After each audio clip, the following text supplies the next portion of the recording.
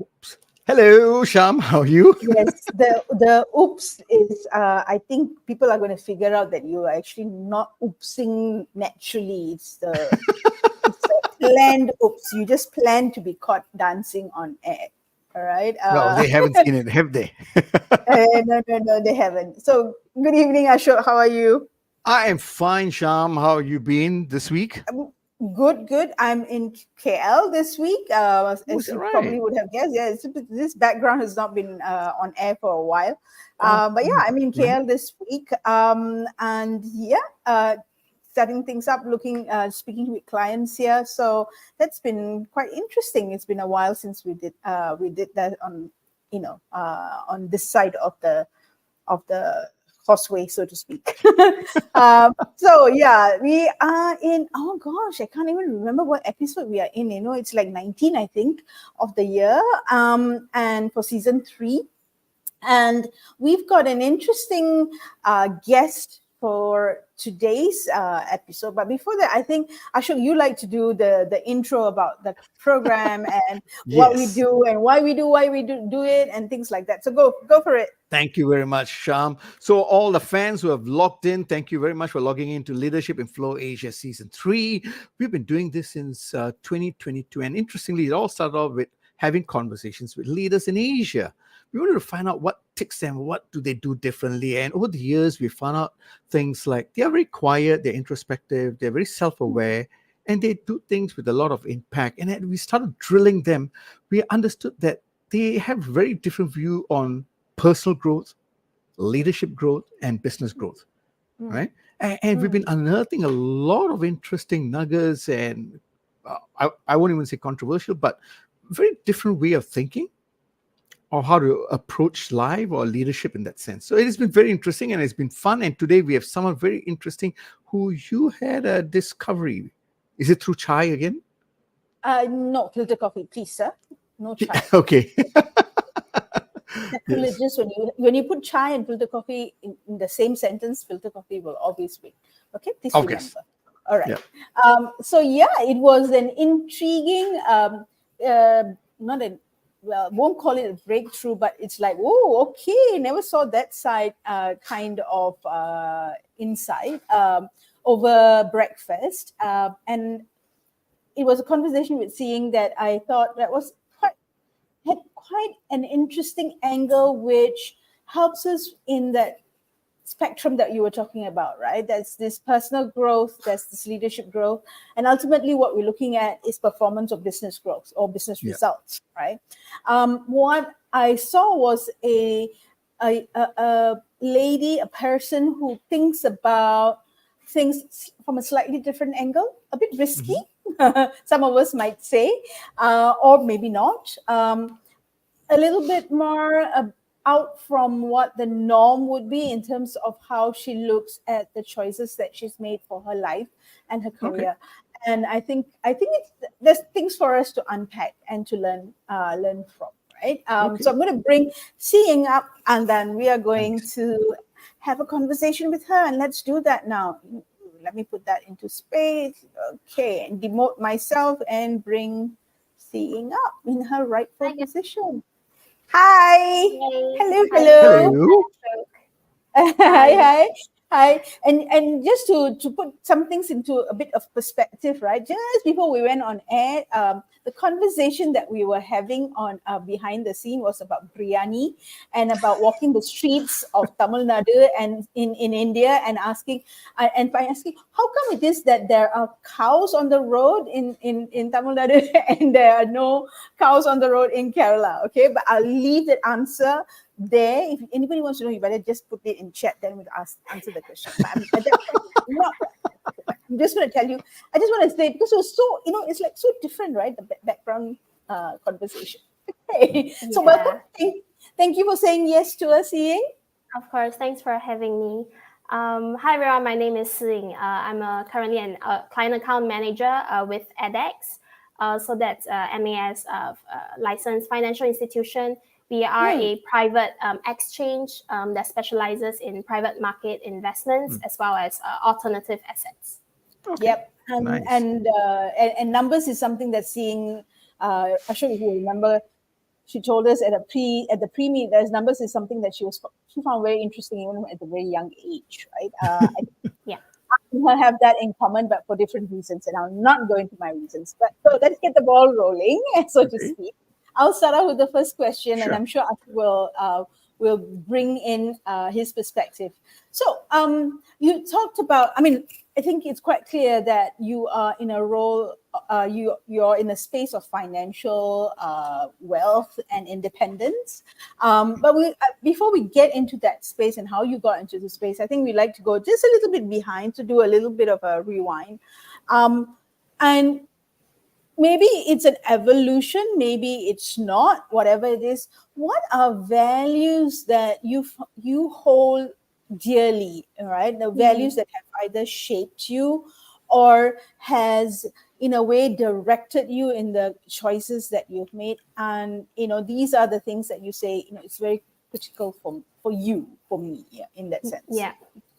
It's funny because I just happened to watch this podcast by Simon Sinek, Adam Grant, Brene Brown just yesterday. And in it, they were saying that, when's the last time you got angry? That time that you got angry, it will show you where your values lie. So for me, just over this weekend, so I was with my partner at a bus stop. We were gonna go somewhere. So just for you guys to know, my partner is actually from India, and there was this drunk uncle at the bus stop that pointed at me and said, "You're a disgrace, shameful." And okay, he's a Chinese uncle, and of course, clearly drunk. And I just remembered, in a rational, sane context, typically I would move out and don't bother, don't engage, not worth it. He's clearly out of his mind, drunk. But I think I was angry, and I wasn't ready to back away. So I confronted it, and I, asked him questions like, "Oh, we are happily married," showing him my wedding ring and everything. So from that, looking back, I think the two values that I hold very closely is, first of all, openness, as well as growth. For openness, it, being told that, no, you're wrong or whatever, I just feel like I can't accept that. So openness is to you, in a way, equity, or openness to wonder, to any possibility, which would be or would it be either one, or is it both? I think it would be both. Just openness to the possibilities. Like, why does he think that there's only a certain way that things need to be done, or a certain expectation that he holds, and who is he to tell me that I'm not right? So that was something really jarring. Yep. Okay. And why are they? Why is openness and growth so important to you? Yeah. So for me, in my earlier years, I was actually struggling a lot with self-confidence, and I was actually really shy and introverted since young. My mom suspected I was autistic at some point in my childhood just because I wouldn't speak up. And I was going through school. I had friends, but still not the super outspoken one. And it reached a point in university. I was reading all these books, and I knew I needed to break through, but I was scared. And from there, I actually was afraid to make eye contact even with my university batchmates. And so I joined Toastmasters Club to really, work on my weaknesses, and that was communicating. So from there, I grew and learned that I needed to learn and grow. Okay. And And it's almost like the way you explain it, it's almost as if they both correlated, that you need Yeah. to be open to possibilities, then you grow, or open in your example, open to failing, and then you Yes. see a growth. Yeah. Yes, and putting myself out there and, you know, being uncomfortable. And that's where I really know that, you know, that's where growth happens, outside of your comfort zone. Yeah. Outside of the okay. I'm sure I'm just going to go a little bit deeper on this, and then I'm going to hand over to you, and I'll tell you why. Because one of the things, in the space that I work in, it's in conversations and communication, right? Yes.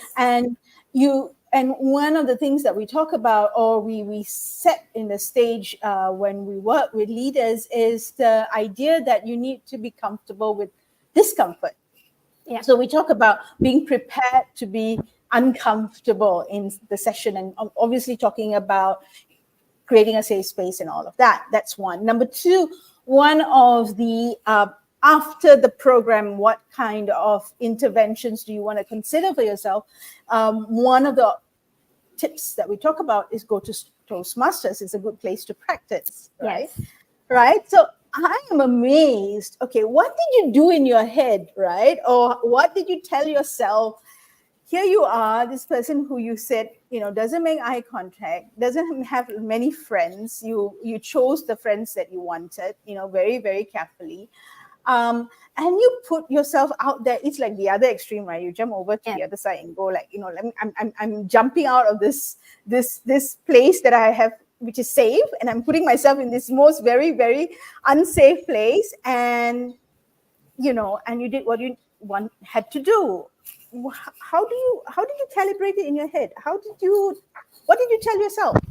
Yeah.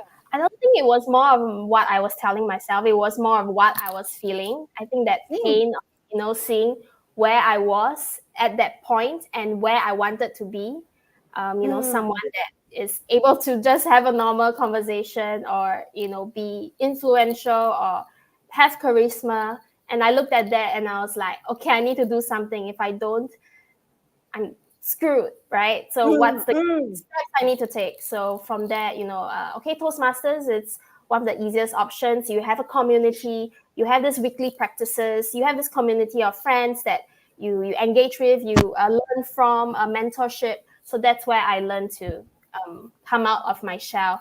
And from there, like I mentioned, I was really introverted. I started doing I started working in hospitality as well in university. And even then, it's funny, I remember the first day at work, I had a resting bitch face, a RBF, and my manager was like, hey, you need to smile, you need to be welcoming, and like, these are things that I didn't know. I had to be taught or reminded to do. But of course now, after many, many years, then it comes, naturally comes with practice. So I would say, like, the nature versus nurture part, I think the nurture part is something that I can control and something you can work on to improve yourself. Yeah. Okay.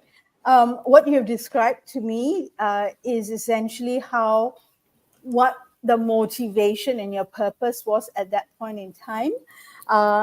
If you were clear about it, and you were, when one is clear about it, and the motivation and that push was strong enough, we will put ourselves in that space of growth. We will put ourselves in that space of discomfort, because being in this space has become painful. Okay, yes. Being in this space has become painful, and the discomfort is going to give me freedom. As counterintuitive as it is, the discomfort is the thing that's going to give me and buy me that freedom. That was a wonderful story. Thank you so much for sharing that, Si Ying. Yeah, Ashok, over to you. Thank you very much. See, I must say,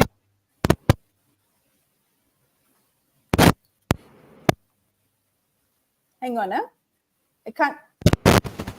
can't hear you, Ashok. can you hear me now? Yes, now there's a bit of crackling that's coming in from. I'm not sure whether. Okay, you carry on. It's gone. I will carry on and just let me know how it's going. I was saying being very open. The word go, right? You can't hear me again, Sham? Yeah, it's on and off. Si Ying, are you Yeah, okay? Are it's you I heard open and then I heard go grow? and then nothing Yeah, in go grow. between. Yeah, Okay. yeah, correct. Okay, I tell you what. Let me try and solve this. Sham, you threw a question in. This is good. Now you're fine. Okay, now I'm good. Yes.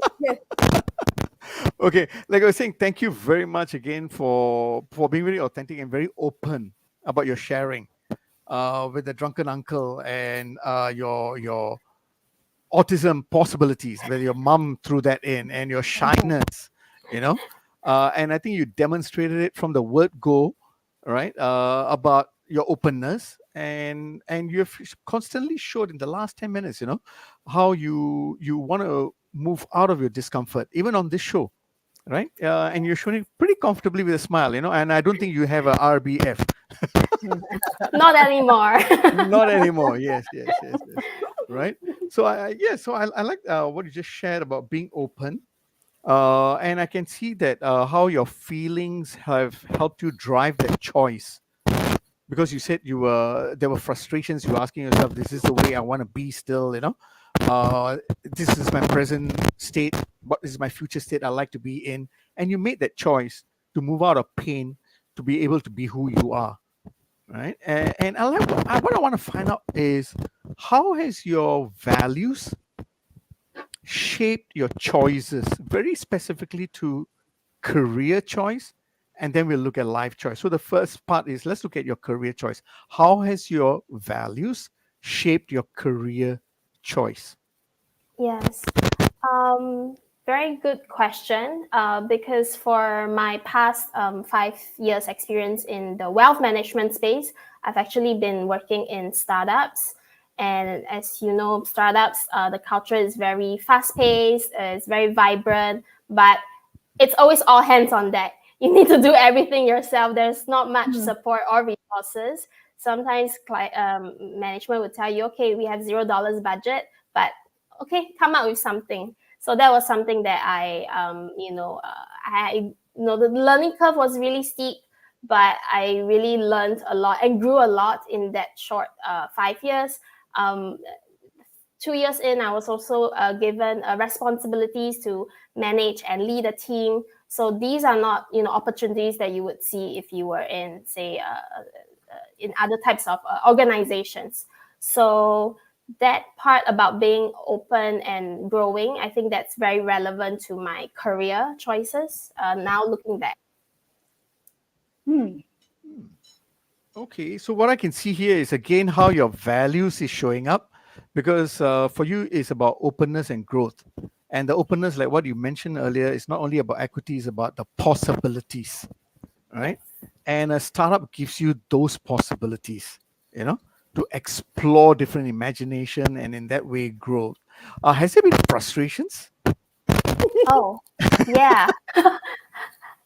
Frustrations. Sometimes you're given, like I mentioned, not much support, but they expect, management expect outcome, and then you are forced to be creative, and that may not work. You may fail. There will be mistakes for sure being made, but yeah, you fail, you feel frustrated, but then you pick yourself up and you continue to go. So I won't say I linger on the frustrations too much, because I know under that kind of culture, the more mistakes you make is actually better, because then you learn quickly along the way, and then you try to find a solution. Okay, I hear that. I like the fact that you said that the more mistakes you make, you learn, and that I'm making an assumption here. You feel that way is because the culture allows that. Would that be a fair statement? That's right. The culture allows that. Okay. So for you to make mistakes, learn fast, and grow fast in that sense. Yes. But not and I repeat think the that mistakes. Sorry? Not repeat the same mistakes. No, definitely not. You have to make better mistakes. Yeah. So I think that's the main thing. I love that. Make better mistakes. I gotta write this down. Make better mistakes. Definitely. Yeah. And I think that relates to openness, right? Having that open culture to try something new, raise your ideas, and then see what happens, or not happen, and then just go with it. Let me go back to this make better mistakes part. Okay. Sure. So how do you then learn, right? Through your mistakes, what are the steps that you take to reflect on this and then bounce back? Because I can see, because we said you're a bit of an introvert, so this is you're going into a bit of a crazy space in terms of imagination, and you got to communicate that. Then you make mistakes. How do you then find the courage to even converse about that? So how do you now learn and go through this whole journey of making better mistakes? So I think first of all, I'm introspective. I will ask, what went wrong, and then I would, sort of process that, and then I will bring that up to someone else, someone I trust. Could be my manager, could be my teammate. It's like, okay, this happened. I should have done this instead. What do you think? Like, what were some of my blind spots, or what do you think are some of the blind spots going forward? So far, I think that's been the process. I mean, I haven't really thought about the process. It just comes naturally to me that, okay, I want the solution, or I want to make sure this doesn't happen again, because it shouldn't happen again, right? If you really, process it, internalize, and learn from it.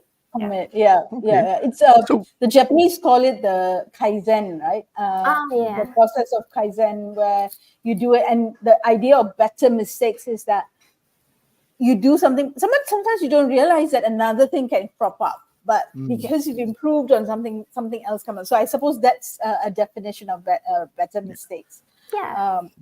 And I like the fact that what you mentioned was you introspect. That's a very first step. That means you are really ready to be open to say, you know what, I don't know everything. I'm willing to learn, right? And I like the fact that you ask and bounce off ideas, again displaying the fact that you are open to learn and listen. And then you go on to even look at, okay, what could have been my blind spots, but your driving factor is solution focus. Let's find the solution. Yes. So I like that. Thank you very much for sharing with us how we can make better mistakes. I don't know. How do you guys make better mistakes? That's a good question, right? But for me, when you said better mistakes, I went to Kaizens, because that in a way is, I think, a process that was put in my system for a while now. But it's very interesting though. In my case, it's kind of like in one space. Sometimes so you do something in one space, you not necessarily do it in another space. So what you are saying though is that it is part of your natural self, that when anything happens and it doesn't go the way you planned it, whether it's at work or somewhere else, you need to say, okay, what am I going to do differently in this sense, right? And do that. I think I'm a little bit more calculative with that. Good or bad, I'm calculative in terms of where it affects the business, but sometimes I may not do it so well in the personal life. So that's my take on it right now. Ashok, just before you go, I just wanted to say something, right? The thought about making more mistakes because you learn faster, and that's brilliant.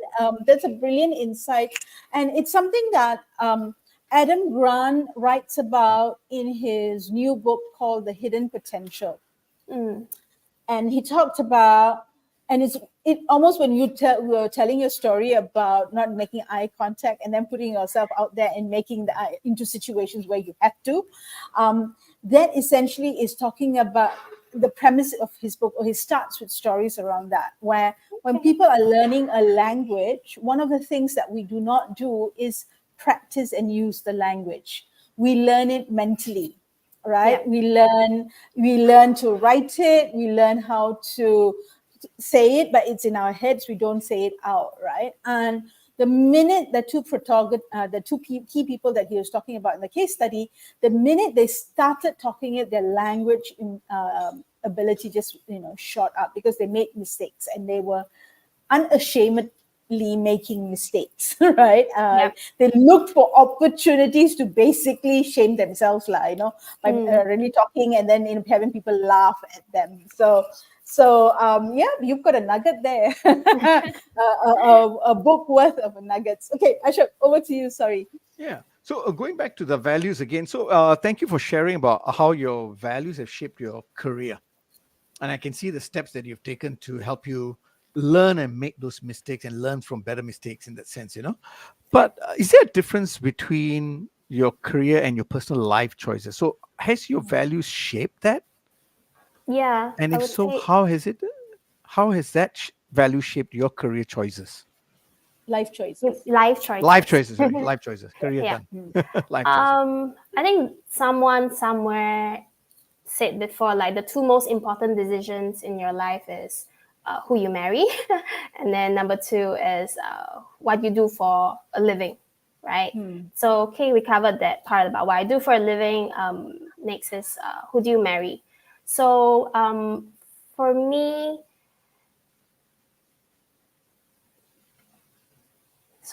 having traveled across many different countries and actually worked in a few other countries as well, I see that, okay, yes, there are differences between people from different cultures, from different socioeconomic backgrounds, different family upbringing.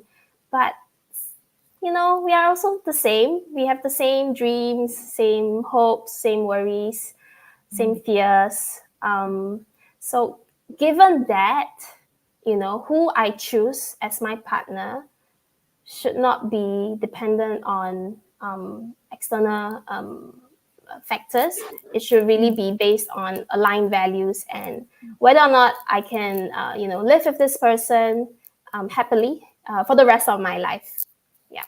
So that was my thinking when I was dating.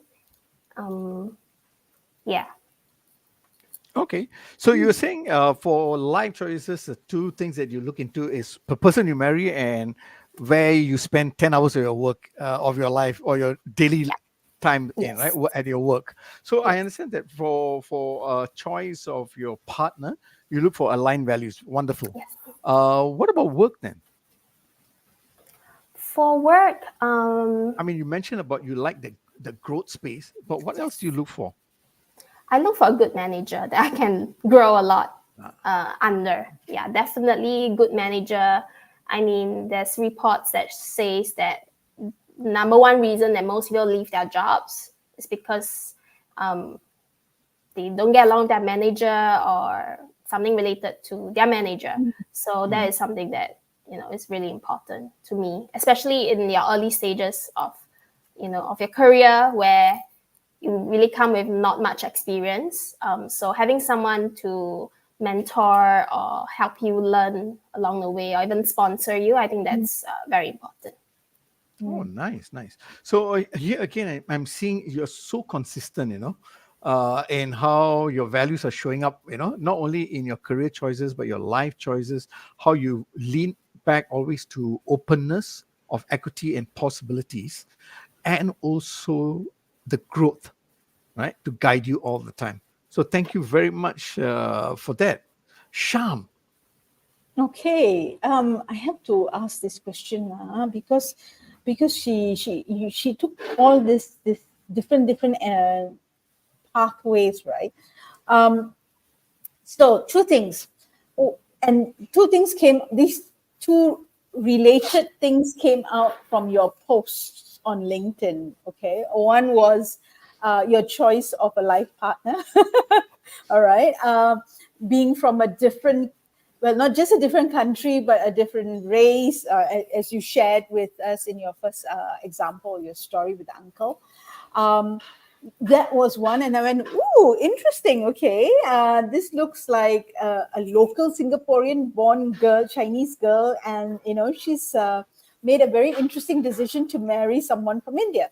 Okay, and then there was this post that you had about your backpacking experience, and I nearly flipped with that one because it was like, solo backpacking, okay, to get to some place for July the 4th celebration that took you somewhere, in some journey in the middle of US. And honestly, okay, this being a mother of a 19-year-old, if my son said that to me, I would have had a heart attack and not slept until he reached to whichever destination it was.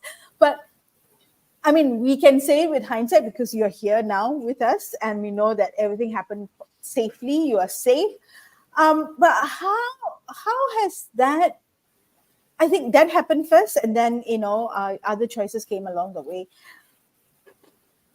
Doing that, how has that shifted? Has it shifted the way you thought about it in terms of your life, in terms of openness and growth? Did it give a different dimension? Or did it add something to, what you already hold and value dearly? And yeah, tell us a little bit more about that. Yeah, sure. So right after university, I applied for this J1 visa. So I was working in Yellowstone National Park, in the middle of the country, Midwest, in Wyoming specifically. I was waitressing at a restaurant, and on your off days, because I didn't have a car, I didn't even have a license back then. You would, hitchhike around the park. Given that most employees around the park, they would actually pick you up to. They might be going on a hike at a trail that's nearby or at the same trail, and then you just go along with them. So the rationale behind hitchhiking, it was more common for people who didn't have cars, for employees of the park to do so. Most of the time, people who pick you up could be tourists, mostly employees. But for the tourists, I would also argue that no evil person, no mass murderer would actually pay $80 a year to enter, to access a national park. In this case, that's my justification, I guess, or my reasoning for why I felt okay. I was hitchhiking in groups, and there were people picking up. And in that particular instance, I had to do a breakfast shift, and my roommate, who had a car, actually, drove 3 hours to her friend's place to celebrate the 4th of July, Independence Day holiday. So for me, I could have stayed in the park, no problem. But you would just be with mostly non-Americans, and I felt like I traveled all the way here, and it's a public holiday, and I'm not spending it with my, American friends, having like a more authentic holiday. That's a bit wasted. Like, when am I ever gonna have this opportunity again? So knowing that and having interacted with the tourists in the national park, I had a sense that, actually this is a holiday that Americans really hold strongly to their heart. And given the kindness and, what I've seen and experienced so far in the 1 month plus time that I was there, I felt that there was a reasonable, high possibility that I could succeed in hitchhiking and getting to my destination without a car. The distance was around 240 kilometers. And, I had the entire, past noon, I had the entire day. I don't know how long it would take for me to get there, but I know I would get there. So that was the somewhat sane rationalizing of seemingly crazy story, crazy adventure. Sure. I totally get you in terms of what you're looking at. It's the benefits, right? The benefit was, I'm here in America. I'm here at a time where you're celebrating one of the most important holidays, Independence Day, on the 4th of July. And yes, it is a big thing in America, right? I want to see how Americans, celebrate it. And I had the day off, right? So that's the very clear benefit. What you have described is how you considered the cost, and the risk. What's the risk at stake, and how you balanced off that risk in your head, given the filter of your experience being in that scenario, right? Being in that state. and you expanded that to a little bit more, I mean, outside of the park, right? So yeah, I mean, that's a wonderful example of how you kind of put your experience, right? How you think about things in a rational way. You're looking at the risk and you're saying, okay, how much of this risk is it going to be the same? How much of it is going to be extrapolated? How much of it is going to be downplayed? How much can I take it and move 240 kilometers, not just around the park anymore, right? It's a beautiful example of doing that. I'm going to ask you the next question, which I think may be correlated, yeah. But before that, I just have to say this, okay? My association with Yellowstone Park is a cartoon called Yogi Bear and Boo Boo. Yes. Okay. So Yes. that's all I know about you. I know it's Yes. a park, I know that. But when you Yes. say Yellowstone, I think of Yogi Bear and Yes. on that note, if you already do not know my age, you probably already kind of guessed it where I am, which century. Now, coming back to risk, right? And thinking about risk or thinking about cost benefit. You talked about how you moved from leading a team in a past role to now coming back to being an independent individual, sorry, not independent, but individual contributor, right, Yeah. in a team. And it was a choice you consciously made. All right. The reason I'm asking this question is because it's a choice that not many people dare do, if I dare say that, right? Most people in our brains, our trajectory is independent, individual contributor, leader of people, manager of function, and so forth, right? You want to go up in that trajectory rather than backtrack. You backtracked, right? In a sense. Why? Or how So did you maybe think for about some, it? maybe for some context, in my previous role, I was managing a team of around 20 people, and not just in Singapore. It was Singapore, Malaysia, as well as UAE. And in fact, when we opened a UAE office in Dubai, I had, and this was during COVID, I had to train the team to learn everything from scratch, and I had to do it over Zoom calls throughout the training period. And these are people that are not Singaporeans, that we don't have might not have the same like cultural background, and maybe that there were a lot of differences, right? And I've never seen them in real life. They've never met me, and suddenly one day, they just have to listen to me talk over a screen during really uncertain times, and learn from there. Okay, so given that was the scenario, for me, I learned a lot during that, when I was given responsibilities to be a manager, what it meant to lead, what it meant to take care of people and help them grow or help them find their ways or tap on their strengths. That was what I learned. For myself, I wanted to know, like, as an independent contributor, how much more I can go. Of course, there are many different paths. For me, I wanted to go on that individual path again, because the management path was really tiring for the large part, and I was a bit drained from managing too many people, if I had to be honest.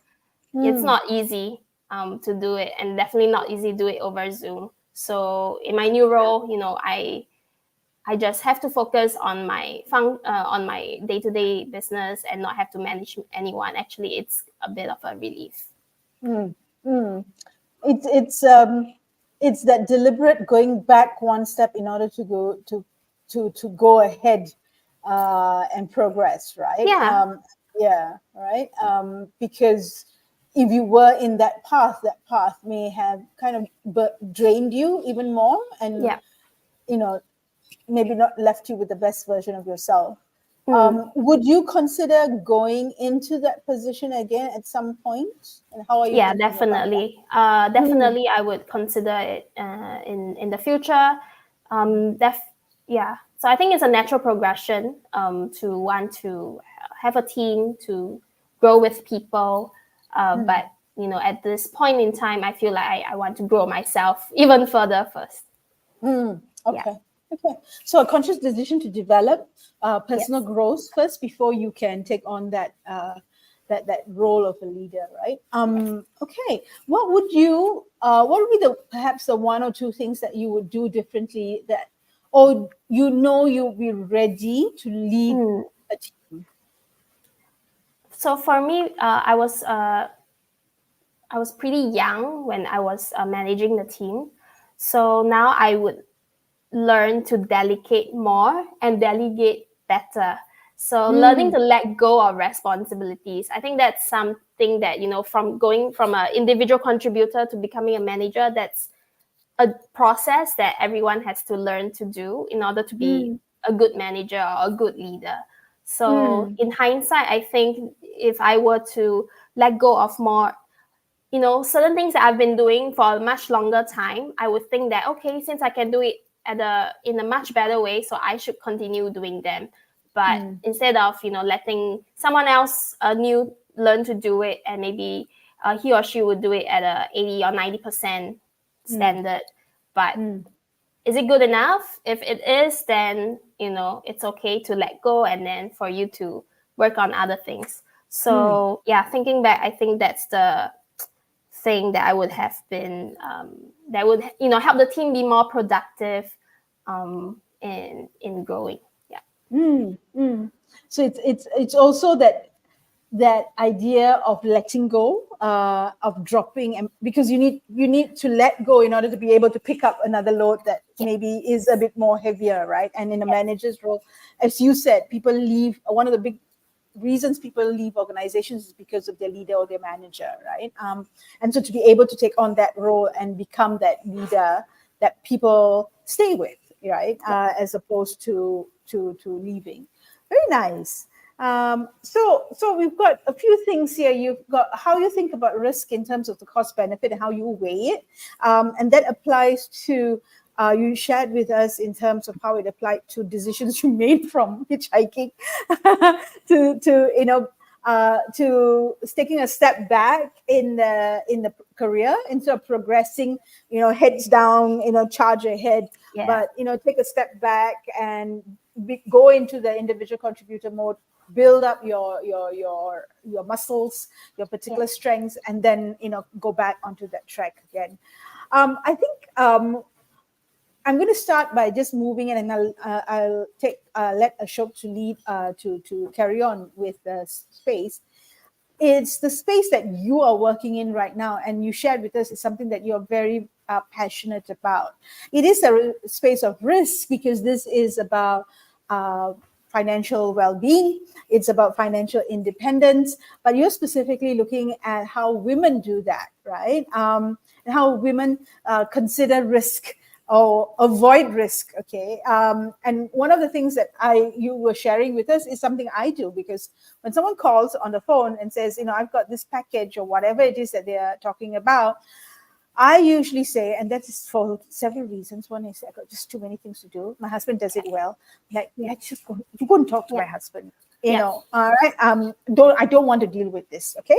That's one. Number two, he has a way of looking at numbers that's different from the way I look at numbers. So okay, fine. It's a division of labor. That's my reasoning. It also could be an excuse.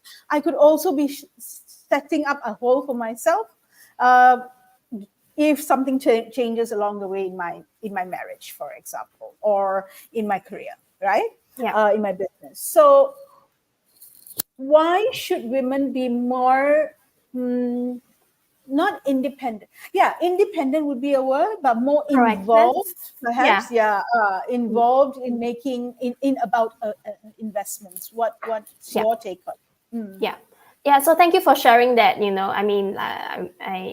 I I think I shared with you previously that a lot of women clients that I speak with, they do tend to, tell me that, oh, wait for my husband to come back from his trip, or, maybe you can call my husband instead. He's the one that does all this. And usually I would, let them know that, oh, why don't you guys come down and sit together? I'll be happy to meet the both of you or have a chat with the both of you, because finances is important and involves both parties, and as well as the family unit.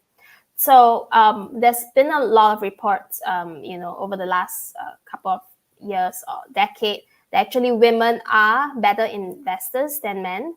And the Warwick Business School report back in 2018, they share that, and the 2021 Fidelity report as well. And it comes down to two main things mostly. On average, men tend to have more speculative trades in their portfolio. So that's one of the reasons. And they also tend to do more buy and sell orders compared to women who have actually less trading activity, and they just buy and hold their investments. So on average, they actually outperform men by around 0.4%, 40 basis points. So why it's important? I think everyone knows why it's important, right?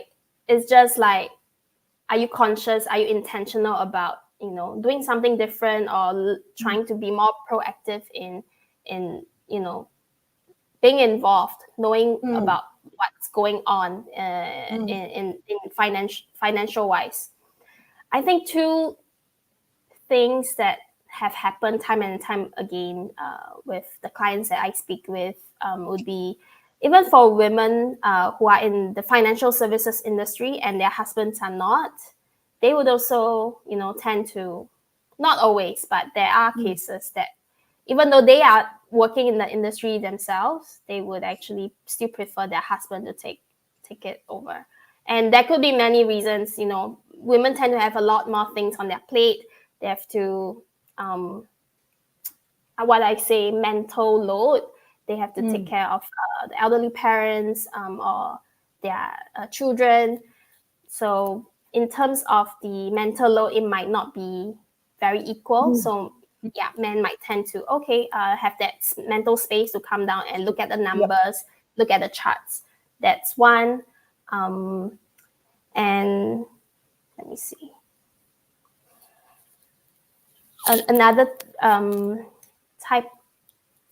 Another conversation I had with like a client would be, she's actually a doctor in a hospital. And of course, it doesn't come down to smarts or, lack of logic or reason now, actually. It's just that she's not even open to having like a chat with me, or, not even open to learning about what she's isn't aware of. So that's something that I feel, as long as we, speak up more about it, know that, create this awareness, I think things will get better. And it has shown that, Gen Z, millennials, they are, more outspoken about, money and finances, especially with social media. So I think I see that as a good thing. So, yeah. Sure. You've been in the space. I don't know. It's very interesting that you mentioned that, because I did come across the Fidelity reports too. And I thought it was important to share that with more women, to see that, hey, you know what? They actually make better decisions in that sense, right? Yeah. But do you think it's more of a knowledge issue, or do you think it's more of a fear concern? Risk. From a risk point of view, I think it's both. I think it goes hand in hand. For me, even when I started reading financial books when I was really, really young, just because my sister is a decade older than me, and she works in the financial services industry. So I always had, personal finance books lying around that I'll pick up and read. Sure. It's just not as commonly, you don't hear women talk about money or investments as much. Okay. It's just, maybe not as, it's more taboo, perhaps. Okay, so I mean, the situation that you painted was in an ideal situation where they are partners, husband and wife, right? But I'm sure you may have come across situations where women are single. Yes. Do you see a difference in their mindset when they So approach then, investments? yeah. So then that would actually depend on their past experiences.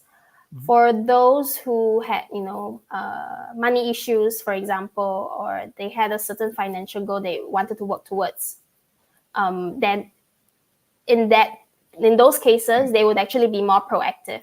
I've also had, single women just sort of not want to bother, yeah, because they just shut down, or like, oh, numbers, maybe not, maybe another day. So that concerns me, because I mean, Singapore is a really expensive city, so it's important to put, Yeah. up. And I think from what I've also observed, I don't think this is only peculiar to women. I think there are men who are also who do not want to look into the numbers. There are some who would, Yeah. but some who there are many also who do not want to.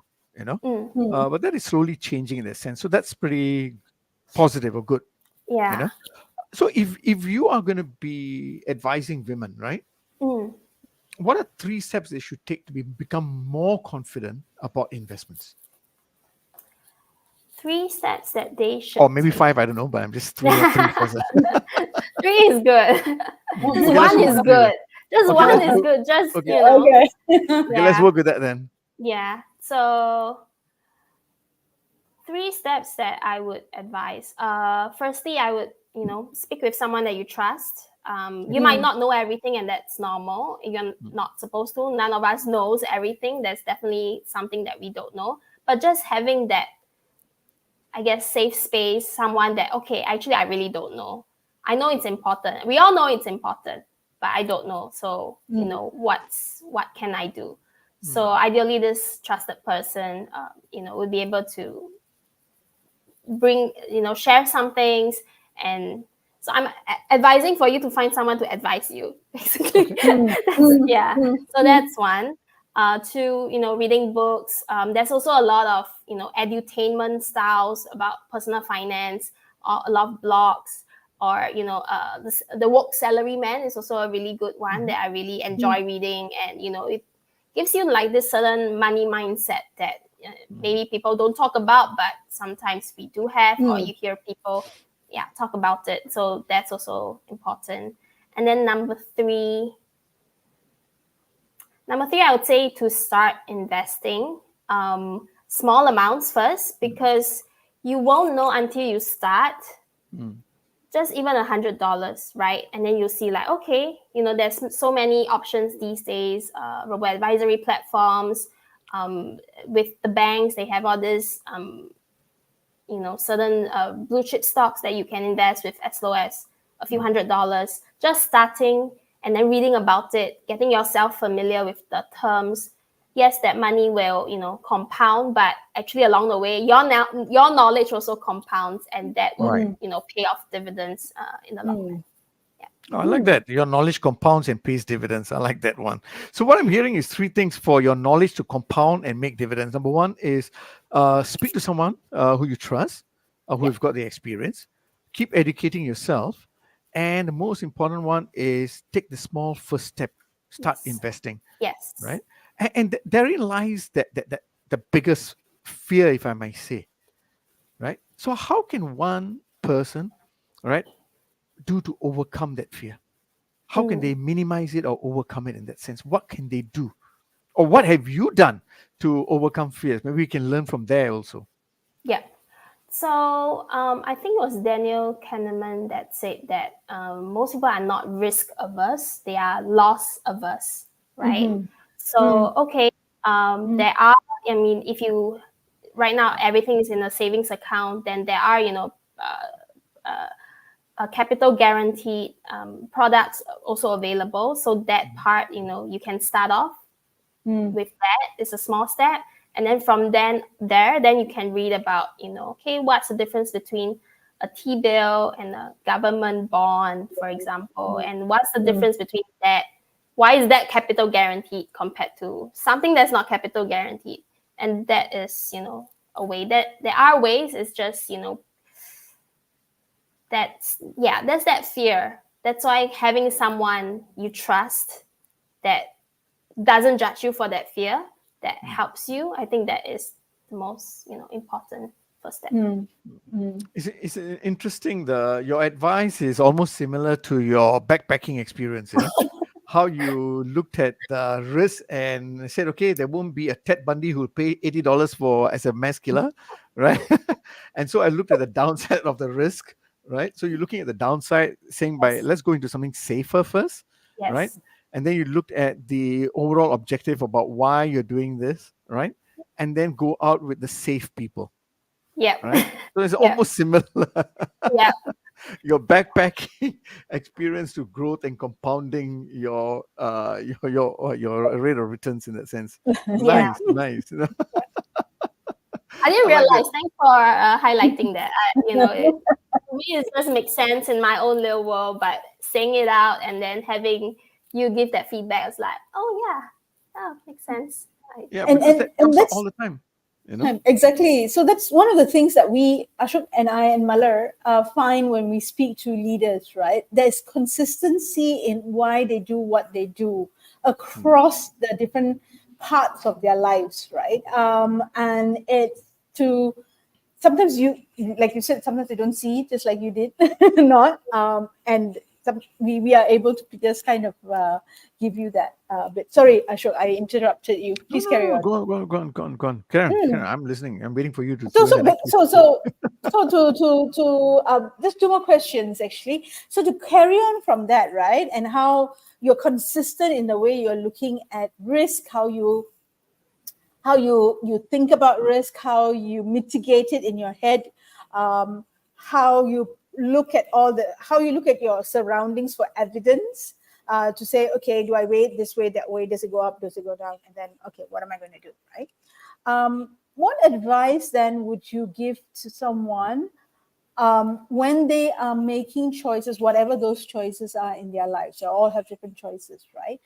For the choices that matter to them, from Si Ying's perspective, what would be the advice that you give, be it financial, or be it life, or be it career? I think one advice that I would give is to trust your gut.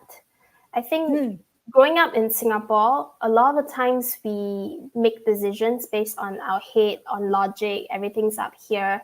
But there's actually a lot of like micro information data points that our instincts or intuitions capture that's not, cannot be explained or not yet able to be explained by logic and reasoning. So over the years, my early adulthood, I think I've learned to listen to that voice. If it's, that hitchhiking example, everyone thinks like you're crazy to do it alone. But if someone stops the car and he looks sketchy, it gives me a bad vibe.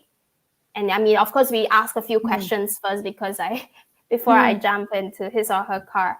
So I think that was a, part of, I could always get off anytime. And it's just part of the decision making, to trust your gut and to know that I will be fine. And also, Sharm reminded me, I was carrying bear spray in my bag. So if anyone dared to do anything, I mean, I had arson in my backpack, literally. Yeah. And that's part of it, right? It's part of that. It's not. So the assumption, if it's risky, it's like you don't have anything. I'm just going to go there. Nothing with plan B, plan C in the backpack, right? Yeah. So people assume that risk means that, but there is a continuum of risk and how much you can take, right? And you said very nicely, trust your gut, because your gut or your intuition, instinct, is a collection of all our experiences that we may not be logically, or we're not consciously connecting the dots, but our overall system has connected the dots, and it's fed into that system, and that if that little system is telling us not working, listen to it, and similarly otherwise as well, as you so rightly put. Okay, wonderful. You want to bring it home, Ashok, with the 1 minute question? Okay, so very quickly, all right, Si Ying, this is your 1 minute question for you. I know you told us that you read a lot of books and you've got your favorite book. What is the one important lesson you took from your favorite book that you have applied to your life? So what is the one important lesson you took from your favorite book that you applied to your life? Okay, so I would say it's Tina Fey's Bossy Pants. It's a fun read. She's a funny person, especially if you like Saturday Night Live, SNL, or 30 Rock. If you like that kind of humor, I would say go for it. One important lesson I learned is to be unapologetically yourself. So this was a book I read when I was 18. I remember I should have been studying for my A-levels, but I clearly didn't. I was just reading the book and trying to not read my textbook. It took me 10 years, to learn to be unapologetically myself. And it's, even till today, I'm still a work in progress. But yeah. Okay. Is that 1 minute? Thank you. Yes, thank you very much. There we go. So thank you, Si Ying, for spending the hour with us, allowing us to drill into your history, your experience, your intuition, your gut, and how it all worked, and being unapologetically yourself and sharing that a piece of you or your life with us. Thank you so much for doing that with us. Ashok, Thank you very much. Again, even in the choice of her book, it goes back to openness and growth. Yes, Of exactly. equity, possibilities, and growth. You're consistent all the way. Thank All you right. so very much. Thank you for having me. You're most welcome. Such a joy talking to you this hour. I'm going to put you back in the backstage and then close the show. Yeah, just give me that. All right. So Ashok, Wow. there we go. Fantastic. 1 hour. Yeah. Very, very quickly. Very, very quickly. And yet again, another fantastic leader. Yep, exactly. And I think it's a good point for us to emphasize here that leadership is not just when you're leading a group of people, it's self-leadership as well. And one of my takeaways and one of the exciting things I wanted this show to come out and Si Ying helped us bring it out was the fact that sometimes you need to take a step back, right? And it is okay. It is very okay to do that because you want to see a better version of yourself. So we predicated this show in terms of personal growth that leads to leadership growth and then to the results of the performance that you want, right? And it's sort of, in our heads, we kind of think it's a linear thing, kind of working in this direction. But sometimes you need to go back a little bit and then, and then forge ahead more faster. So and Si Ying has showed us that the values are the guiding stars in that sense, or for her to reflect, introspect, and ask herself, okay, what can I do better? How can I be better? Even her steps to go back and say, how can I even be a better individual contributor? Fantastic, isn't it? Yep, it's brilliant. So unapologetically saying bye-bye right now because we do not want to take you away longer than necessary from dinner and time with the family. And we'll be back next week talking to another leader and unpacking what it is that they do intuitively, or consciously or unconsciously to help them with their personal growth, their leadership growth, and their business growth. Thank you so much for joining us. Ashok, see you next week, or maybe not. See you next week, Sean. All right, and thank you. Good night, everyone. Good night, everyone.